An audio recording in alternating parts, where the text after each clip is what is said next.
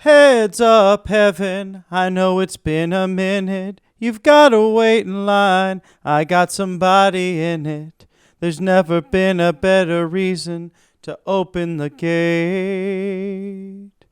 I'm just having trouble letting go of the one who told me the Bible told me so. He's always wanted to meet you face to face. Heads up, heaven, there's a good one headed your way. Welcome to the Voice of Reason on this September 11th memorial and observance. One day after the tragic death and assassination of a dear friend, Charles James Kirk.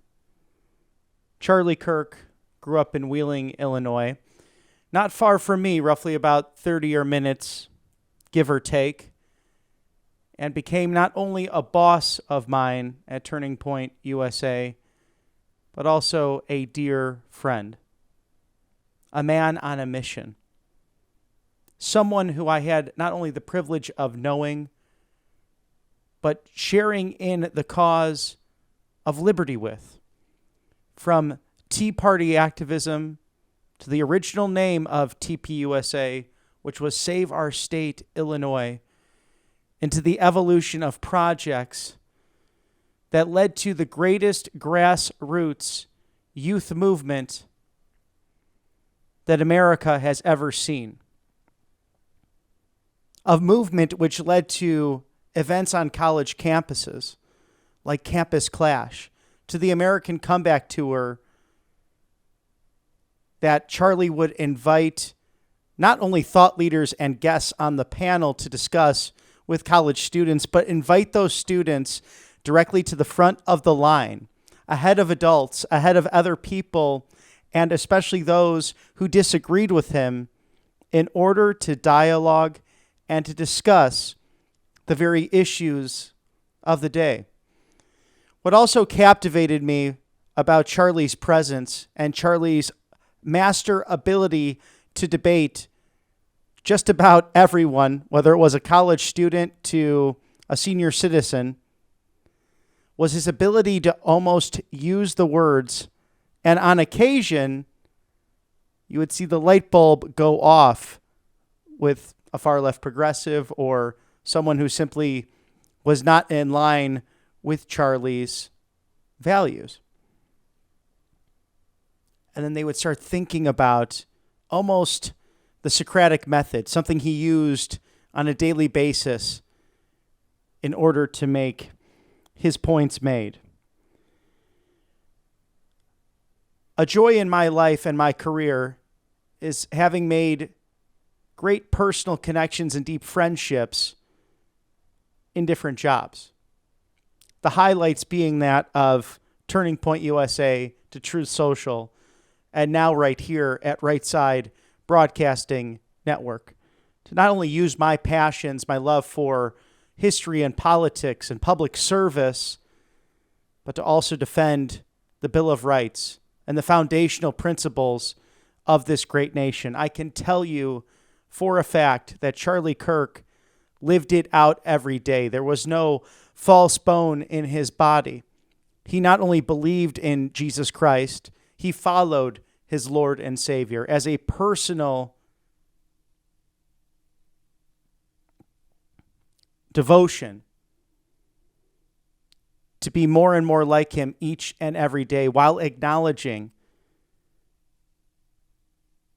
that there was only one true man and true God who walked this earth.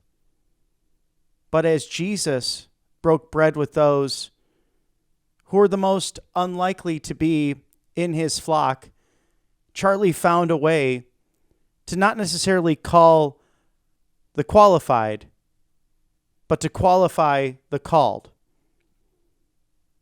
And for those chosen for such a time as this,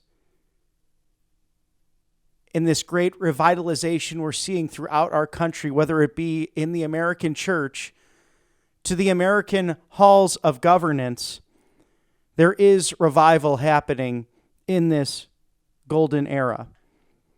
And the tragedy of yesterday is that a husband will not have the opportunity to raise his children,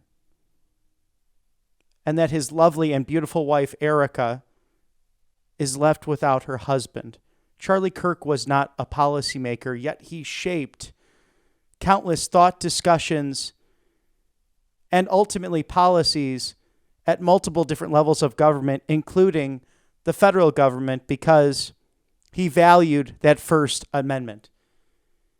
He valued freedom and liberty at every level, with the Fall Kirk Center at Liberty University, all the way back to his original concept for founding Turning Point USA and its countless departments focused on that grassroots humility, that warrior spirit, that persistent innovation. 3 cornerstones built on a firm foundation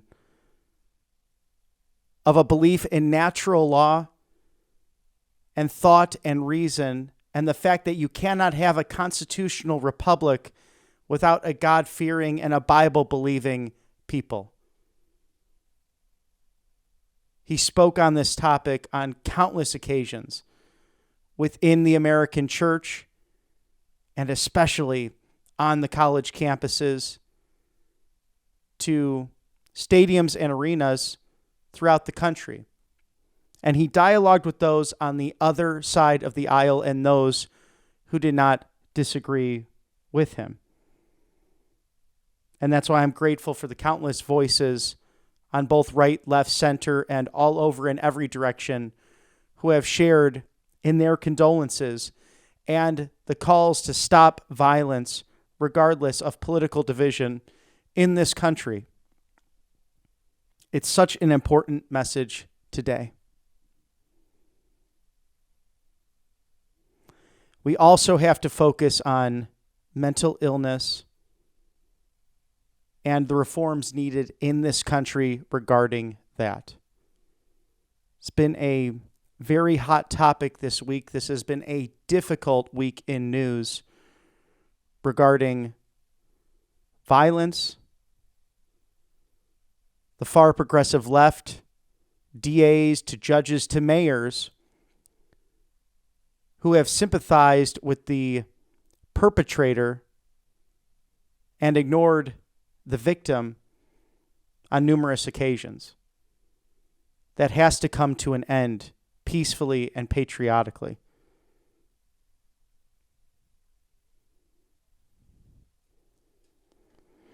In the modern form of the Democrat Party, we see this far left thought that seems to inspire violence throughout this country. And it has to come to an end as we say goodbye to an absolute happy warrior, someone who hated to lose, a dear friend to countless individuals, someone who helped shape the careers of not only yours truly, your humble correspondent, but dear friends across this country, touching millions of lives in a very unique way to not only bring them to Jesus Christ, but to open their eyes to the benefits of small governance, personal choice, individual liberty, and the ideas of John Locke, and that people inherently have liberty and justice for all, rights granted by their Creator in this constitutional republic known as the United States of America. Charlie would have wanted us to keep on fighting peacefully and patriotically, to keep on speaking, to not stop in our thought discussions. He'd want us to break bread with those that we disagree with. He'd want us to keep reaching out on the college campuses. He'd want us to keep on going in our vocational journeys. He wanted good and holy marriages. He wanted a robust clergy. He wanted the truth stood up for and defended in every pulpit, in every pew across the United States of America. And that is the legacy that will continue to inspire me every day. Charlie Kirk was more than a boss for me. He was a dear friend, a patriot, a fellow Cubs fan, and someone I learned countless lessons from. He was a hard worker, nonstop. I never, ever saw him take a sip of alcohol. In a sense, very similar to the hard work ethic and the ethos, almost of the same ilk, of President Donald Trump. A fun side note and story from the Young Women's Leadership Summit back in 2018. I had the privilege on a couple of occasions speaking at different conferences during my tenure and hosting them at Turning Point USA. And before, many people were household names like Kayleigh McEnany, even Charlie to a certain extent, among others, who would speak at these grand conferences in major cities, whether it be in Dallas, Texas, to Palm Beach, Florida, Washington, D.C., all the way out to Newport Beach, California, Chicago, Illinois, and everywhere in between on tour to preach the Turning Point USA message. I grabbed a cup of coffee for Charlie, and he said, "Bobby, this is my 12th cup of coffee today." And I looked at him and I said, "Dear God, this is backstage, and it almost breaks my heart now." But I said, "You're going to die before 50 if you keep this up," in jest. And he said, "It's not the number of years, it's the years in your life," meaning simply the energy and the work ethic and the passion. He brought it every single day.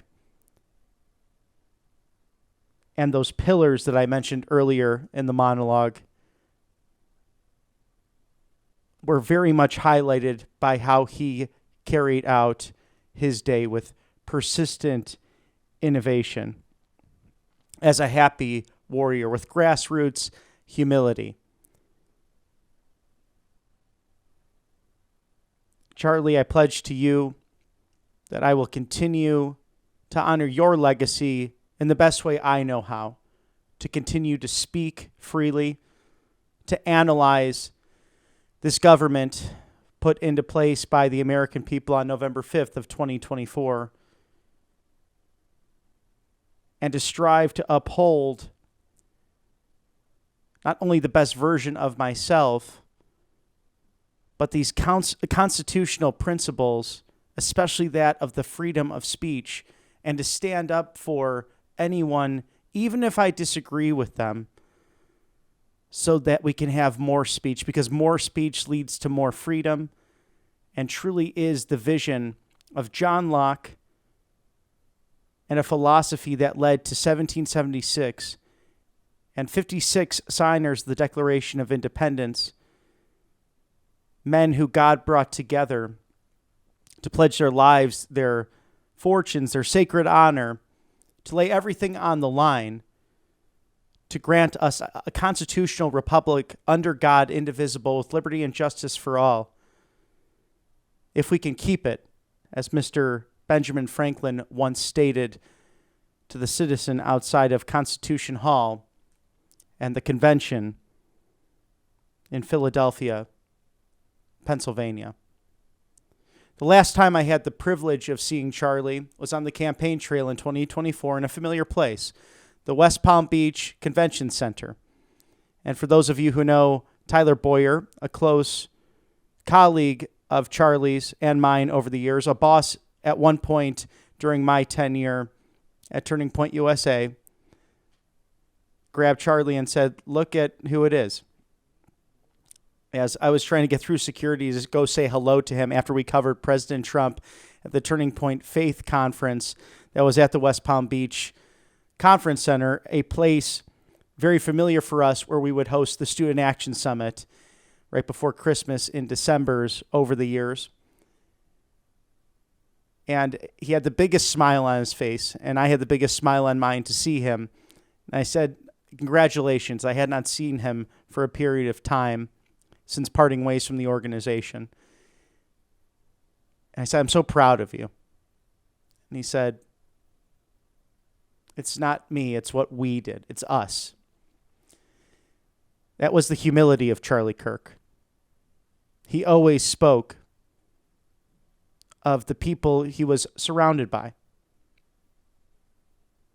and their achievements and their work ethic, when he was truly the anchor of an organization and a man who has inspired countless millions of individuals to help save this nation and to take up personal responsibility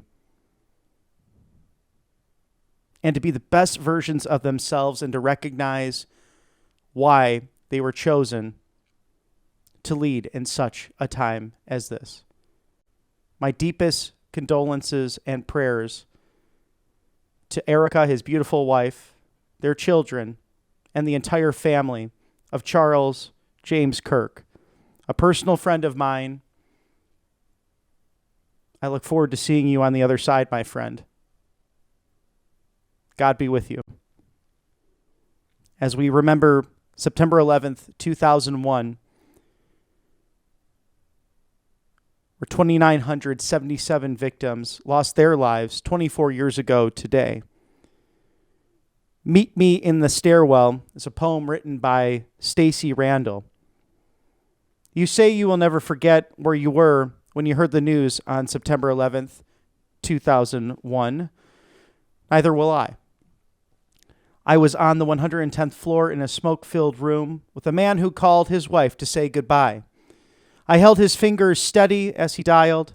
I gave him the peace to say, honey, I am not going to make it, but it is okay. I'm ready to go. I was with his wife when he called as she fed breakfast to their children, and I held her up as she tried to understand his words and as she realized he wasn't coming home that night. I was in the stairwell of the 23rd floor when a woman cried out for me for help.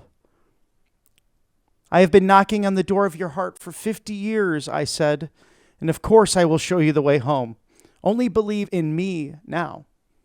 And I was at the base of the building with the priest ministering to the injured and devastated souls.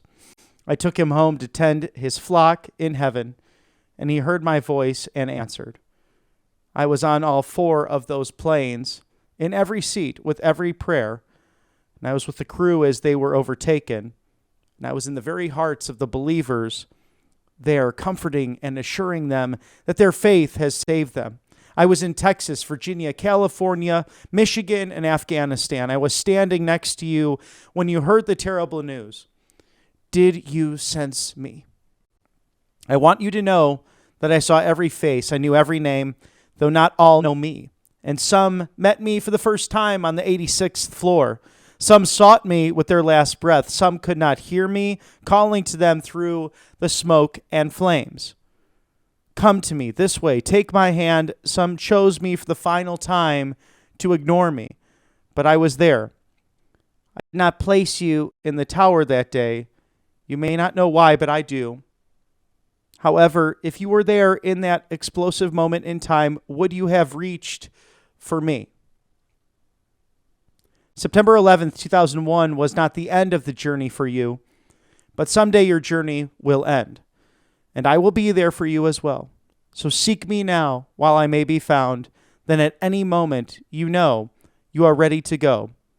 I will be in the stairwell of your final moments. Love, God.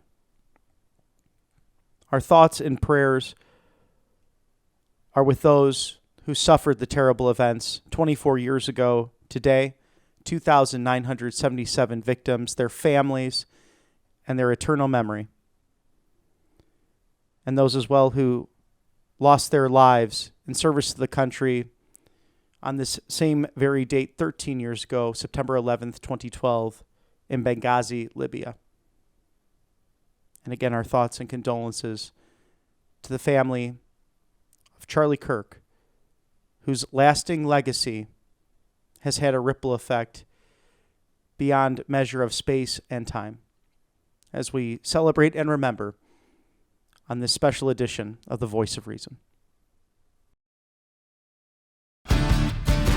Welcome to The Voice of Reason, Monica Paige. A great backdrop. She's a White House correspondent for Frontline at Turning Point USA. Thanks for joining us, and tell us a little bit about what's going on in the White House and this new era of new media right there on Pebble Beach.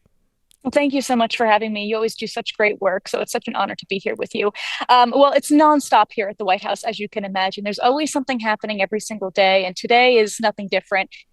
We just had an ambassador credentialing ceremony, so we got to see some ambassadors from various different countries just stroll right on up to the White House. They had a beautiful ceremony upon their arrival, but it's really special. You mentioned new media. It's really special for somebody like us to be there because in the last administration, we were really restricted from what we could attend, from the questions that we could ask, the opportunities that we would get. And now being here as new media, it seems like the opportunities are endless, especially with the White House that's so busy. It feels like we're actually part of something greater than ourselves. And it's awesome to get a front row seat to all the actions.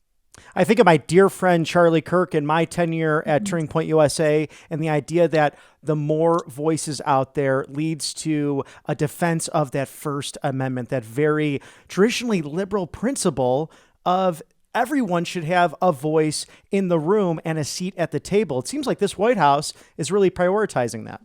Yeah, that's exactly right. And I mean, for the first time in my life, I got to be in the Oval Office with the president and ask him a couple questions. For the first time, I got to stand pretty close to the president during the big, beautiful flagpole when that was going up on the South Lawn, to be there and ask him questions. Just the coolest thing. And this is not something that everybody gets to experience. So I have to remember, be humble, be grateful for this experience, because this is something that really many people don't get. You don't get this every day. And what's so great is that we get to finally ask questions in the briefing room as well, not just to the president, but also to the press secretary. Last, I say, year and a half that I covered the Biden administration, I never got called on once. So to see myself and my fellow peers be called on, to help bolster their stories and help emphasize their reporting. Thanks to this White House being so transparent, you can go into the back press office, ask for more information on any story. They'll immediately start printing out handouts with all the information regarding what story you're covering. And they're just so helpful. This is something that we're just not used to, and it feels great. It's really refreshing.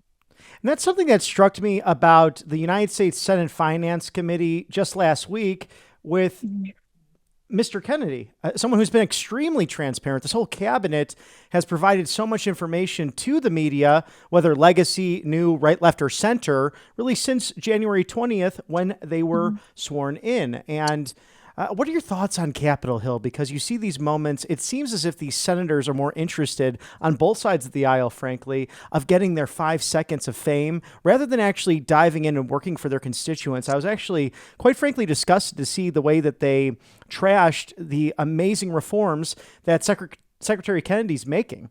Yes. Yeah, I mean, it's very interesting, the relationship between the Hill and the White House. It's a very interesting dichotomy because in the last administration, you saw them trying to work in tandem. I don't really know about really how strong that relationship really was at the end of the day, but here at the White House, that it's because this president wants to get things done. If you have somebody stalling on the Hill, or you have somebody who just wants to make a scene for that 5 seconds of fame, which we all have seen, and we're not a stranger to that. But this White House, it kind of just puts optics aside. They want to get to the nitty gritty. They want to get to the detail. They want to get to the heart of what really matters. And no matter what that looks like, I mean, it was interesting to see Bobby Kennedy on the Hill just this past week, testifying and saying, these people, these senators have been sitting in these chairs for decades and they have done nothing. As more children get sick, as these vaccines are seemingly killing people, and nobody's doing anything about it. But this is an administration that prioritizes getting things done no matter what it takes. And this is something that we haven't seen in quite some time. I mean, even securing the border, you've seen Joe Biden say, we need Congress's help to secure the border. No, you don't. You just need a pen and sign those papers and get it sealed to get it done. And President Trump has shown that you just do things because you're the president. You can do that. And the dichotomy is very interesting. But at the end of the day, this is the executive branch. The president calls the shots. He knows what he wants to do to make this country great, and he's going to do whatever it takes. There definitely seems like there is that clash of ideologues or ideologies that one is beholden to the constitutional governance of this nation, as we've seen from the Trump administration, and then the other almost a Marie Antoinette-esque, just let them eat cake, because why be in polite company and talk about mandates? I mean, God forbid that Right. happens. And we've seen great reforms, such as the reforms happening recently in the free sunshine state of Florida under Governor Ron DeSantis. But Monica, having such unbridled access to the White House, what are some of your big takeaways as a White House correspondent over the course of 200 plus days in this new administration? Well, today, 200 days, as we know it, is going to be the biggest, one of the most biggest executive orders that we've seen in quite some time, renaming the Department of Defense to the Department of War. That's going to be his 200th executive order signed today. But to be here and to see how quickly the president moves in just the 200th executive order, to see him here in just 8, 9 months, really just hit the ground running. And this is something that I just feel is so different from the last time that he was president or in his first term, where in 2016, I just felt like he just had all the wrong people surrounding him. He knew what he needed to do, but I felt like he was held back. And now the chains are off, and the president can finally do what he wanted to do, whether that's sealing the border, whether that is renaming our departments to what they really should be named and reestablishing that war ethos to this administration. And I mean, it's just so refreshing, and I can't say it enough because over the last 4 years, we just didn't have a president that really knew what he was doing. When I saw him face to face, whether it was on the South Lawn, but honestly, that was the only time I ever saw him, when he was arriving or departing or hosting an event, not taking any questions. Just the way that he looked, we didn't have somebody who was functioning, and anybody with a set of eyes could see that. And the fact that this president is so keen on making sure that we are safe, that we are thriving in this economy, and to make sure that, we can finally live our lives as Americans without being held back by these ridiculous mandates, by these ridiculous rules, and having to play by these rules, whether that is calling trans people, by their preferred pronouns. And we're getting back to common sense. That's what I'm trying to say. And it just feels great that we are on full steam ahead. And I'm so excited to see what the next 3.5 years bring. It definitely seems weight off of people's shoulders as I get to Mhm. travel and talk to the American people as well.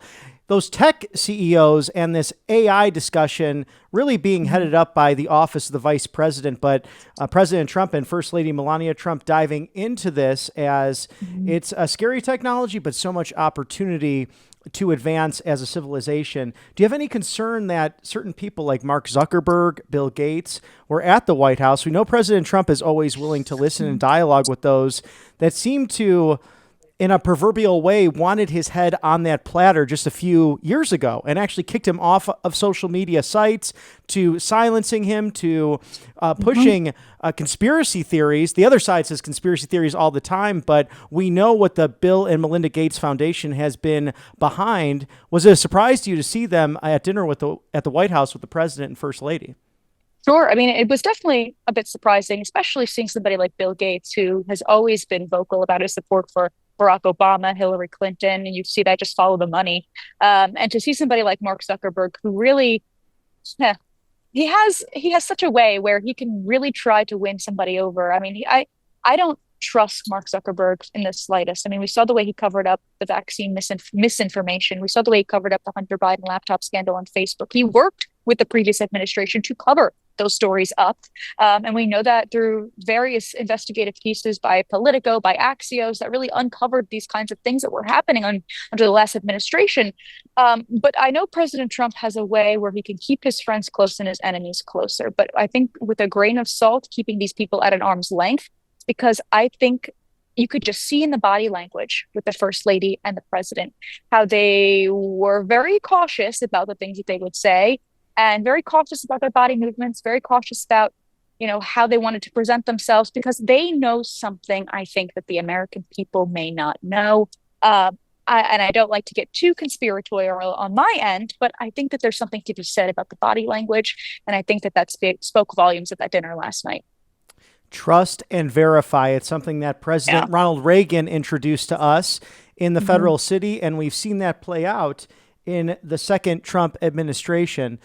Monica, it's the 24th anniversary of September 11th. We reflect on that this September, and that beautiful backdrop of the White House was sadly a target on that day, according to the intelligence agencies. We know how that befell Washington, D.C. and New York City. Just some thoughts on that as we reflect on the brave men and women in blue and our fire and paramedics, people who are still willing to run into hell in order to save their fellow man.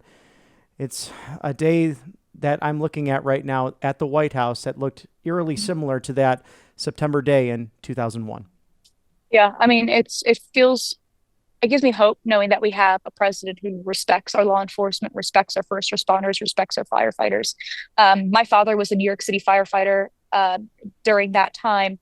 He actually didn't go to work that day. We were building up our second story on our home because we didn't come from much money. So my dad hired a bunch of construction workers. They're building up the second floor.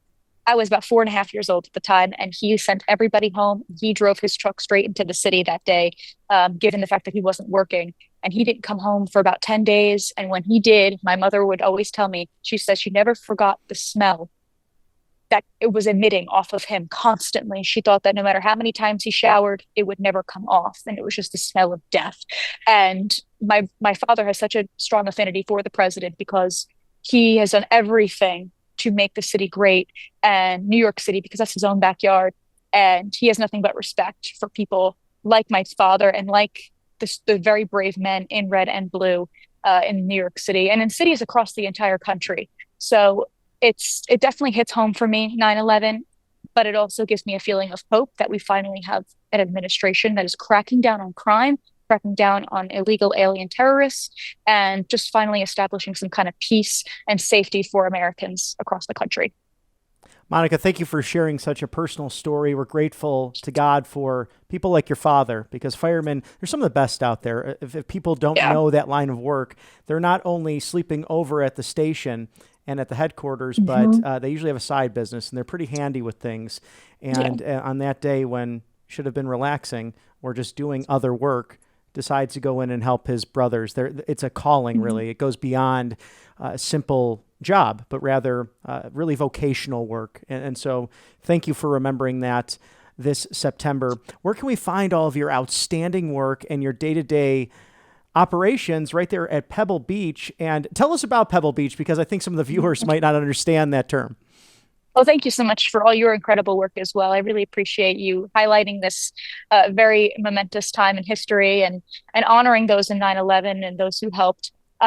You can find me on X and Instagram at Monica Paige TV. And here on Pebble Beach, there's never a dull moment. I mean, at the top of every hour or at the half of every hour, you can see a lot of the reporters here in their green tents going live on their respected networks. And to be here in front of the White House, you can see plenty of foreign leaders pulling up. And sometimes you see the color guard. Sometimes you'll see the president himself come out.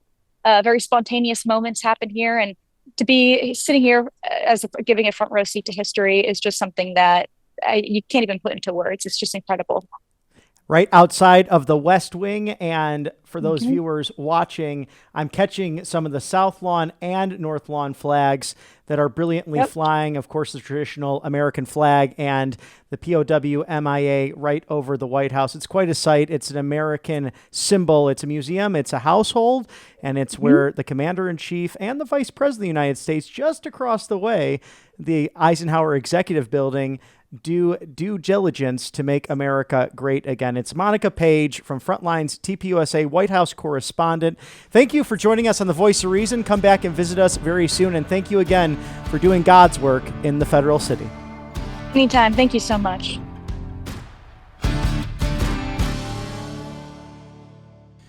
Thank you to Monica Paige for her comments on Pebble Beach, right outside of the West Wing of the White House. And to MRC's host of Woke of the Week, Justine Brooke Murray, a regular visitor of Right Side Broadcasting Network, details her thoughts on the week's news and reflections on this very solemn anniversary. And welcome for the first time to the Voice of Reason, a regular RSBN guest. It's Justine Brooke Murray. She's host of MRC's Woke of the Week. Justine, I'm just really amazed by the New York Times. Usually not too surprised. A newspaper that denied the Holocaust after having all the information they did way back when. But when you type in Daniel Penny, you find stories on that situation, skewed, of course. But then Irina Zarutska, almost nothing from the New York Times. Axios has now called it a MAGA storyline. What say you about all this? Notice how angry Axios got. That they even stated that why are there so many security cameras on subways and trains now? They're not angry that this white woman was murdered because of her race. They're not angry. The New York Times isn't angry that this black man the suspect deliberately murdered this woman. That he said got that white girl. They're upset that there were surveillance cameras, and also that that people are outraged about it. They're angry that we're angry about it. It's just so disgusting that they expected Daniel Penny. They wanted him to go to jail for 15 years. That they wanted to make an example out of him. The typical white man bad example out of somebody who defended subway passengers from a bloodthirsty thug. Meanwhile, a bloodthirsty alleged killer is seen as this intersectional victim, and it's the right wing's fault for expressing outrage over something that anyone should be outraged about. And as I've been saying to Benjamin Crump, Al Sharpton, the race baiters, what say you in all this? Because it should be equal across the board, but we know certain people have an agenda with this. And whether it's the intern in Washington, D.C., to a professor right here in Auburn, Alabama, beloved, retired, 59 years young, just walking her dog on Saturday, brutally murdered by, again, a thug. And I don't want to honor these thugs by even repeating their names, but we know that it's left-wing Democrat judges like Teresa Stokes in North Carolina and left-wing prosecutors who let them back on the street. And thank God that Attorney General Pam Bondi jumping into this and making this a federal case, at least with Irina Zarutka's alleged killer. There's a war on white women in this country. There is a war on white people in our society, and the legacy media, they're looking it on. And it deep down, I truly believe, and they even express it, that they believe murdering white people just for being white is a form of restorative justice. So our cities are not allowed to be safe. You and I are not allowed to walk down the streets of DC or Chicago or New York and feel safe because he believes, oh, well, some people can't have nice things, and that every bum, every bloodthirsty thug, every crackhead is a victim of society, and they're usually these intersectional victims. They're always the favored race, and they're always victims of the bad white man. And with that, any white man or white woman who's brutally murdered senselessly somehow deserves it as an act of restorative justice. President Trump and his cabinet, members of his cabinet, including the vice president, enjoying dinner, a guys' night on Tuesday at Joe's Crab and Seafood, a great place to go if you're in Chicago or D.C., but a tale of two cities, if you will, between D.C. as this home rule comes to a transition back to the municipality versus the city of Chicago. Operation Midway Blitz underway. Do you think it will solely be ICE officers, or will we see at some point the moving in of the National Guard to support federal, state, and local resources? Well, the National Guard they're going to different cities. Actually, President Trump is supposed to announce today that he's sending the National Guard to a certain city. We don't know what the city is yet, but we were told that the governor of the state where the city is in actually agrees with bringing the National Guard in. And just look at how the leftist media is covering this, how they're calling us all racists for liking the National Guard being there. I'm a DC commuter. I commuted back home to Jersey for the weekend the other day, and I was in Union Station for the second time where the National Guard was actually stationed, and it was completely safe. I've never seen it that way before. Usually I can't even get through the door without being followed by some salivating bum or some creepy crackhead, you kind of have to play dodge a vagrant in order to safely get to your stop. And that was the case with the metro. Look at so many stories coming from women who feel like they have to stand a certain way, myself included, on the subway. I worked in New York for a couple of years, and on the metro, just to avoid getting shoved on a platform. And for some reason, just wanting senseless, for some reason, wanting common sense in our blue cities makes you a horrible bigot. You know, am I wrong in saying this, Justine, Brooke, Murray? Because if anyone hurt you, the friend that you are to me, I would have to hurt them. Is it true that men, again, need to have the capability of being greatly violent when it's just to defend their fellow citizens? Because what I'm shocked by from the North Carolina video is that seemingly in those moments, no one did anything. As this beautiful young woman stabbed to death, she's in shock, and you see her falling to the ground, and people just sat there at that moment. I'm truly in shock by what I saw.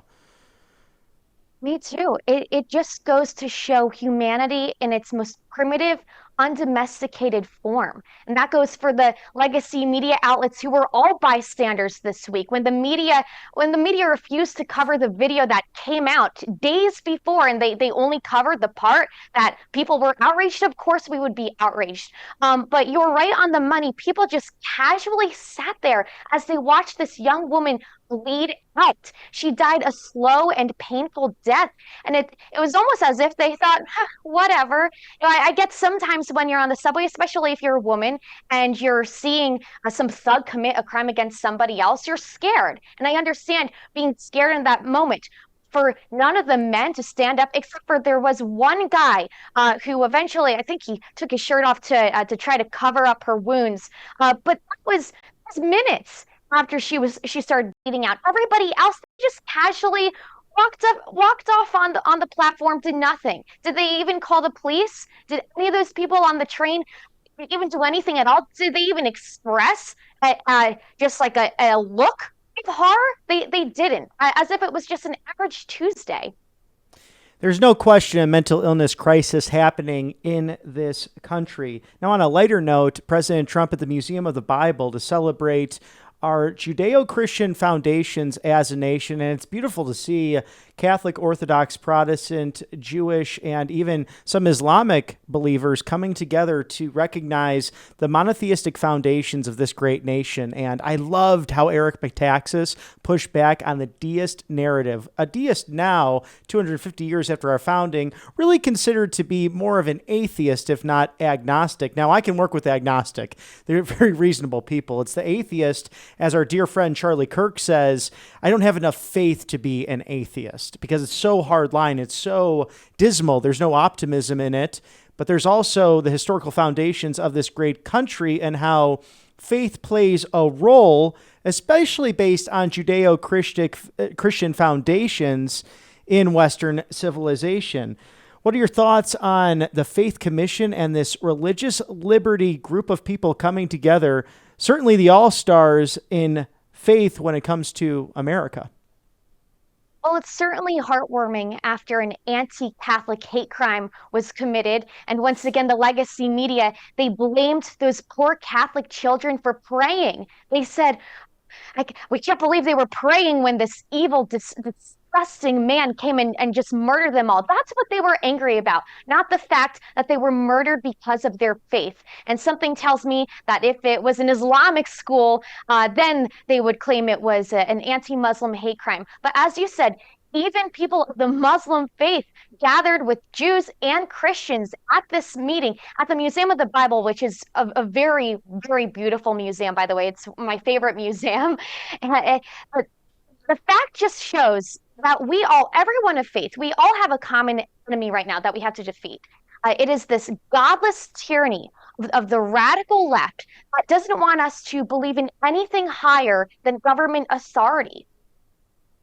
And I share with my passion as you have for the Museum of the Bible. You can actually view President Trump's Bible that he swore the oath upon both times, returning that childhood Bible, a gift from his mother, I believe upon his confirmation to the Presbyterian Church, right near King Charles V, his Bible. So it shows you how Western civilization definitely shaped by these extraordinary historical documents, and for many of us, cherished documents as being the Word of God. But even as a practicing Catholic, thrilled to see even in Iraq, which was once Mesopotamia, the Prime Minister celebrating the reopening and these two Catholic churches coming back to being after all of the strife we've seen throughout the Middle East over the course of the last 25 years, which brings me to this date, this 9/11 special. We are remembering those lives lost 24 years after the fact. And you're from the New Jersey, New York area. Please share with us, Justine, some of your thoughts on this very solemn anniversary. Certainly. Well, I'm from Morris County, New Jersey. We lost 64 residents to those Islamic terrorists that day, including this man, Rick Rescorla. He was a security guard in the Twin Towers, and he died saving lives that day. In fact, he was there during the 93 bombings and saved people then. And he guarded people. He brought them to safety on 9/11, and he died doing that. He was just one of so many American heroes that day, including my good friend Mayor Rudy Giuliani. I was only 3, but Mayor Giuliani, he's been such a mentor, and he's taught me so much about what he experienced that day and how the city was so different than the way it is now, where the legacy media seems to be campaigning for a guy who's pushing Islamism and who's echoing the same rhetoric of the people cheering on jihad in the streets, which makes me wonder, God forbid, if 9/11 happened again today, and it seems like it might. How many young people, how many people my age would be cheering it on in the streets? Because they've done so for the last 2 years. I don't know if they know that, but we do have some people on TikTok and social media, these useful idiots, reading Osama bin Laden's letter, his disgusting letter, saying he had a point. And then you have New York Times. They just wrote a puff piece a couple of months ago on Hassan Piker, who is this champagne socialist influencer. He's related to someone from the Young Turks, of course. I remember him I call him an ogre for the nickname. But he said America deserved 9/11. You have the New York Times peddling this puff piece about him, and then you also had Rolling Stone listing him as a top influencer, and he is a top influencer. Unfortunately, he's encouraging a lot of young people to support jihad and to support the very ideology behind what happened on 9/11. It makes us remember that radical Islamic terrorism and this communist big government socialism, a truly unholy alliance that kills in the name of God and controls in the name of a number of different things. And we have that represented, sadly, in the Democrat nominee for mayor of New York City. But there is hope in people like America's mayor, as you mentioned, Justine, soon to be recipient of the Presidential Medal of Freedom, and we hope that his recovery is swift and fast, as again, he was helping someone in New Hampshire when involved in that car wreck just a few weeks ago. So our thoughts and prayers with America's Mayor, Rudy Giuliani, and thank you, Justine Brooke Murray of the MRC, a great host, Woke of the Week. Catch all of her great content, and where can we find that? Certainly, you can go to mrctv.org. We are also on Twitter, now called X, at the MRC, and also at MRCTV. You can also find our Newsbusters sister page at Newsbusters on X. Thank you so much for joining us on The Voice of Reason and for remembering not only common sense, but this very solemn anniversary. Thank you for having me, as always.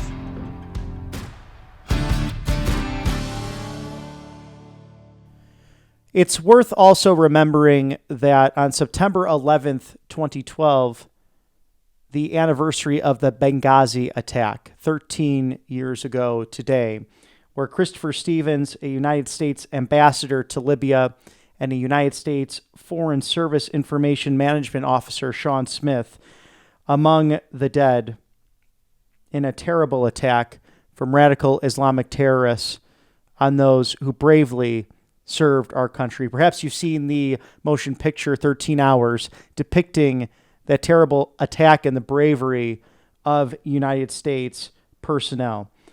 This attack also killed 2 CIA contractors, Tyrone S. Woods and Glenn Doherty, and wounding 10 others in an absolute failure of United States intelligence to protect its very own.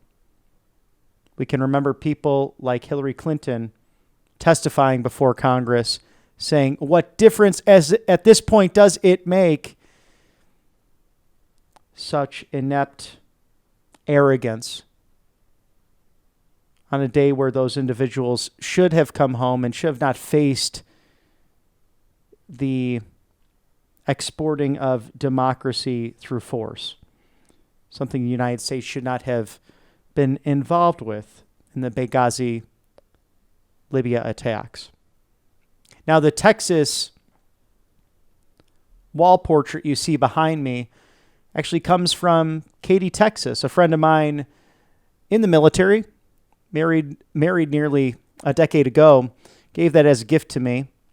And on that wedding trip in August of 2016, I happened to run into none other than Chris Tanto Peranto, one of the heroes of Benghazi, and we had really a robust discussion in the gym. That's why I tell everyone, go to the gym if you can when you're on the road. You might not know who you'll run into. And I recognized the voice behind me, and this gentleman who was, I was in shock to actually get to meet a hero of mine, and the bravery that he displayed that day and the truth that he testified to, that sadly our own government would want to see heroes like that perish. But it's worth remembering everyone in uniform, as it goes without saying, the winners of the week, whether it's police officers to firemen to paramedics, those who gave their lives in September 11th of 2001 or September 11th of 2012, and everyone in between in Iraq and Afghanistan, liberating peoples from radical Islamic terrorism, and the response that we've seen recently from an administration committed to peace through strength. God bless you and God be with you who seek to serve and wear the uniform, regardless of the criticism that you receive and regardless of putting yourselves in harm's way. And many do this with families of their own. There's no greater love than to lay down your life for that of a friend.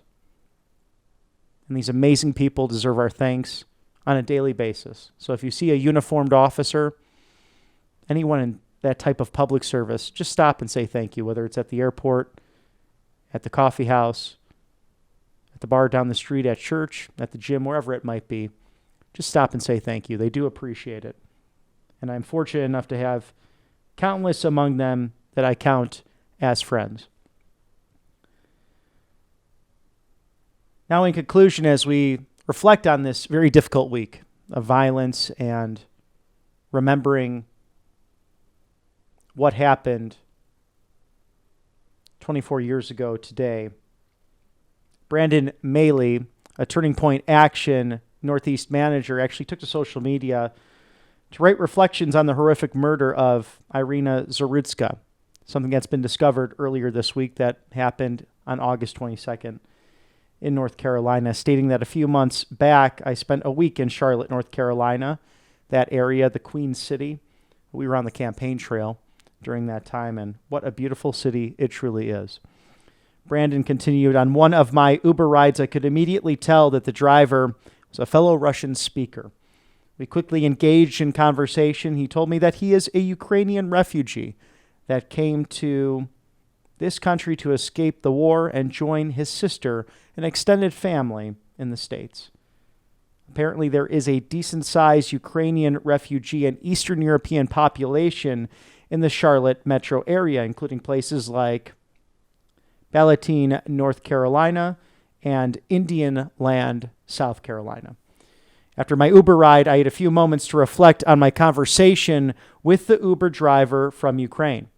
I felt so grateful to have been born in the United States of America. We are such a welcoming and free place that people around the world still very much aspire to be part of it. On to the horrific tragedy in Charlotte. Irina Zarutska was a young, beautiful refugee from Kiev, Ukraine. The only crime she committed was riding the bus. She was brutally murdered by a career criminal, and no one came to her rescue. We as a society have become numb to crime, mental illness, and in many cases to each other, even at such close proximity. Yes, we must continue to become leaders in technology, but we must also continue the pursuit without sacrificing our humanity. We must balance empathy for one-time nonviolent criminal offenders, getting them the help they need to reform their lives without having suicidal empathy. As Gad Saad would say, where we just released repeat violent offenders back onto our streets. It's tragic that Irina Zarutska came to this country fleeing the war in her home country just to be slaughtered for the simple act of riding a bus in the United States of America. And my parents and grandparents were Jewish refugees from the former Soviet Union, mostly Ukraine. This tragedy hits close to home. It makes you wonder if 30 or 40 years from now, people will aspire to come to the United States and live the American dream. Tackling both crime and mental health crises in our country will be key. We must also resist becoming numb to one another, regardless of race, religion, or political affiliation. Remember Irina Zarutska. Irina deserved better, and may her memory be a blessing. Thank you to Brandon Maley of Turning Point Action for those very somber and reflective words on this September 11th anniversary. And that leads me to the loser this week. I was hoping not to do that, but it's Mayor V. Lyles. I don't see how you withhold this kind of information and this public safety notice to the public in the Queen City and beyond. I'm not sure how you have people like Teresa Stokes, the North Carolina magistrate judge, who allowed this monster out. Because on this day in history, you have two consequential events of defining what caused both on September 11th of 2001 and September 11th of 2012. Radical Islamic terrorism. You have to call it out for what it is, and destroying the ISIS caliphate. Something this administration has been committed to day in and day out in the first term, ultimately leading to the Abraham Accords and peace and the ending of the 12 days war between Israel and Iran. It's a perverted ideology to kill in the name of God. And there's a problem that we've seen over the course of the last quarter century that cost the lives of countless Americans, nearly 3,000 innocent souls taken from us as a result of that perversion. In the same way, safety has to be the priority in our major cities. And on this solemn anniversary, may we always remember that. God be with the memories and the souls of those lost on September 11th. And God be with the family members who have those empty seats at the table, remembering their loved ones. We are always here with you on Right Side Broadcasting Network. And with the voice of reason, we offer our condolences and prayers for the countless lives affected by these tragedies that will remain seared onto our memories as long as we live. You can catch our show every Thursday evening at 6 o'clock. It's a dash of Western flair, of common sense, of being the voice of the voiceless. It's politics, it's culture, it's music and sports, and everything in between, to honor and celebrate this great nation of ours, for which it stands, one nation under God, indivisible, for liberty and justice for all. May we never forget that, and may God bless you and yours Good night.